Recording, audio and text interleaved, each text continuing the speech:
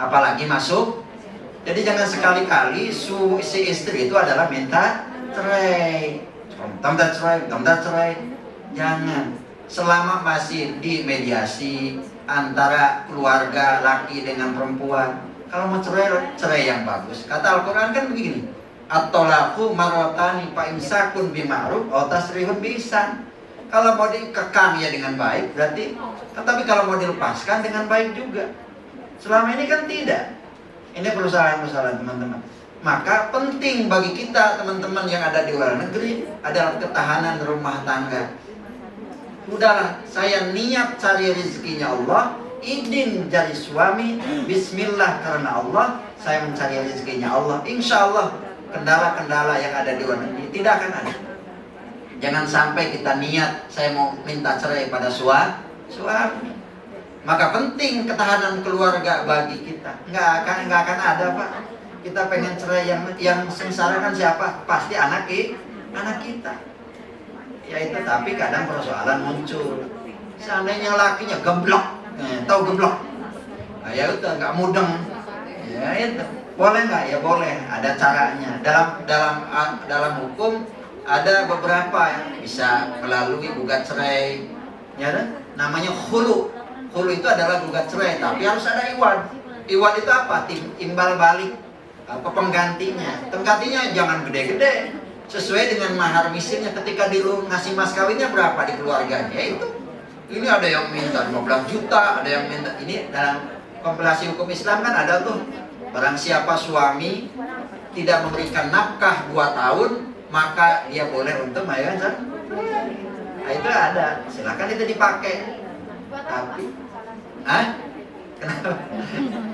Itu kalau memang sudah tidak bisa di mediasi. Tapi kalau masih di mediasi, jangan sampai kita retak rumah tangga itu. Kan kata Nabi, abghadul halal, paling dibenci sesuatu yang halal itu adalah apalah perceraian. Jangan. Entah cerai, ngomong cerai. Nah, itu jangan. Itulah, ini adalah mungkin sebagai peringatan untuk teman-teman bahwa ditinggal suami atau pergi ke luar negeri itu dengan niat yang bagus. Yang kedua, punya orang tua, bagaimana cara berbuat baik orangnya sudah meninggal. Saya bilang gampang. Kalau sudah meninggal, maka cara berbakti kepada orang tua apakah masih ada? Masih. Apa? Nabi sudah mengajarkan. Ada seorang sahabat, perempuan yang tanya kepada Nabi, ya Rasulullah, ibu umi saya sudah meninggal, apakah boleh saya menggantikan hajinya? Boleh. Artinya pahala yang sedekah yang kita lakukan, pahalanya dikirimkan kepada orang tua yang sudah meninggal. Itu adalah sebagai birrul walidain, itu adalah sebagai bakti kita kepada orang tua. Nyampe, saya bilang nyampe. Kalau nggak nyampe, mati duluan tadi. Nah, itu, jadi gitu. Jadi bisa. Kan ada hadis, idza mata ibnu adam in qata amaluhu. Kalau manusia udah mati kan terputus amal perbuatannya. Yang putus itu yang mati itu terputus. Tapi bagi orang yang hidup masih bisa melakukan hal itu. Nah, gitu. Kenapa? Mewakafkan atas nama, saya mewakafkan tanah untuk pahalanya disampaikan, apalagi termasuk shadaqatun jariyah. Ada anak yang soleh yang selalu mendoakan, enak. Punya anak soleh itu enak. Apalagi anak punya anak yang bisa ngaji. Orang tuanya mau sakaratul maut bisa ngaji kan enak. Yasin, wal Qur'an lagi diajiin. Tapi kalau orang nggak bisa ngaji tapi bacanya Latin. Ya asin. Ya asin ini malah terbelalak kata orang tuanya. Ya asin. Emang petai gua katanya. Enggak gitu ya. Artinya itu.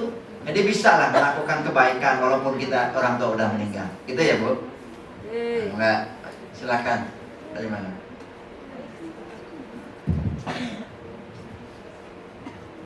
Oke.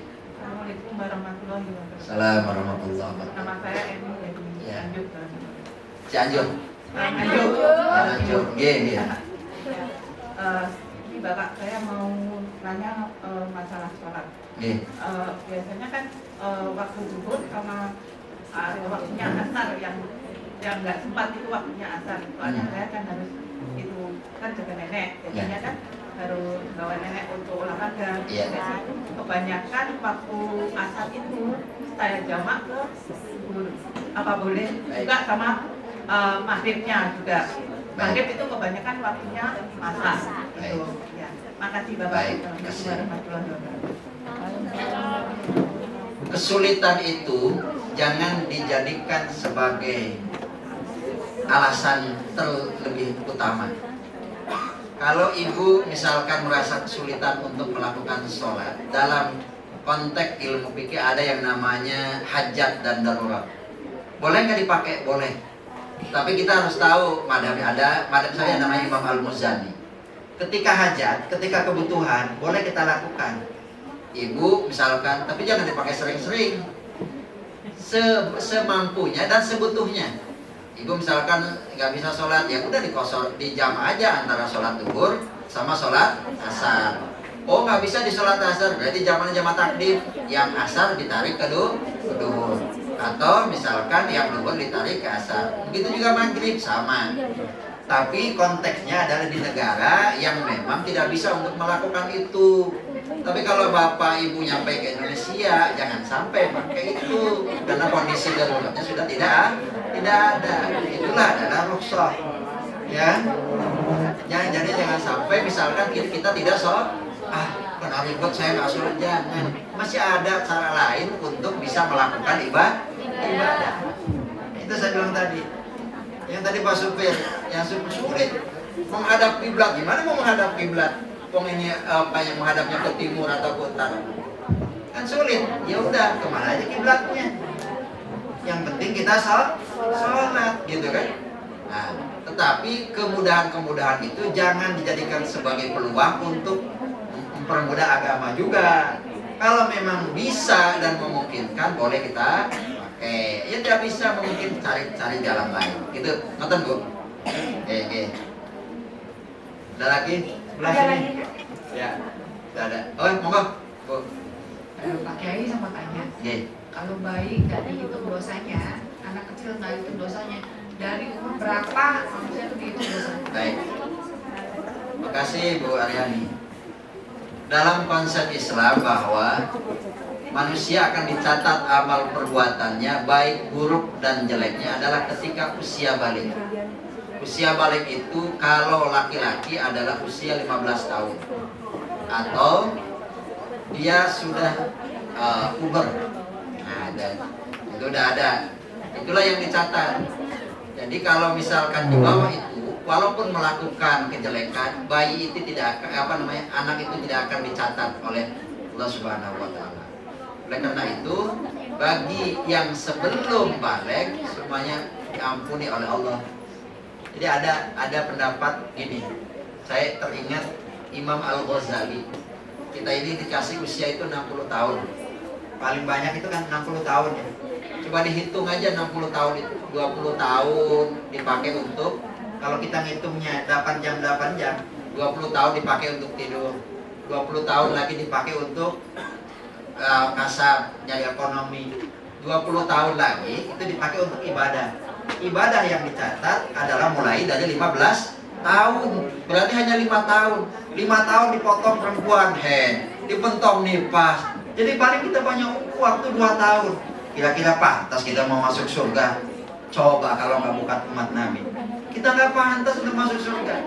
Tapi masuk surga bukan karena amal perbuatannya. Masuk surga adalah bukan karena amalnya, adalah karena rahmatnya Allah.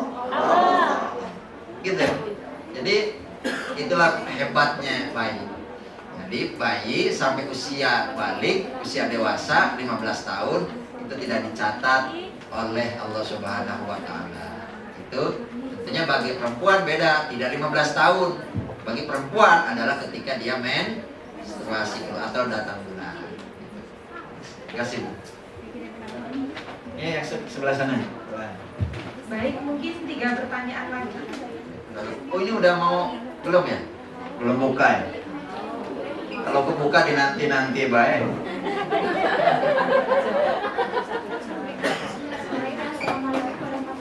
Assalamualaikum warahmatullahi wabarakatuh.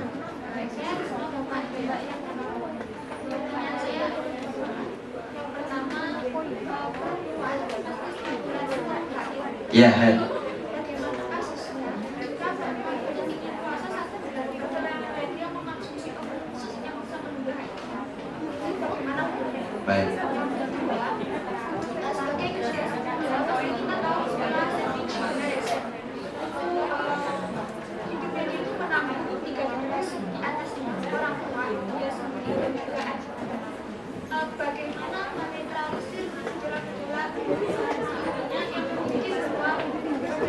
Mic-nya deketin. Sebagai seorang sandwich generation, yang dia lakukan itu ikhlas kepada orang tuanya. Yang kedua pertanyaannya apa? Terkait generasi sandwich generation, Ya. yang menanggung 3 generasi di atasnya, dia sendiri dan juga adiknya. Ketika dia menanggung ketiga-tiganya, pasti ada overthinking. Padahal ketiga-tiganya itu merupakan bentuk dari biru lari darinya dia. Bagaimana meredam itu dalam hatinya dia untuk ikhlas bahwa yang dia lakukan itu biru lari. Ya, baik. Terima kasih. Yang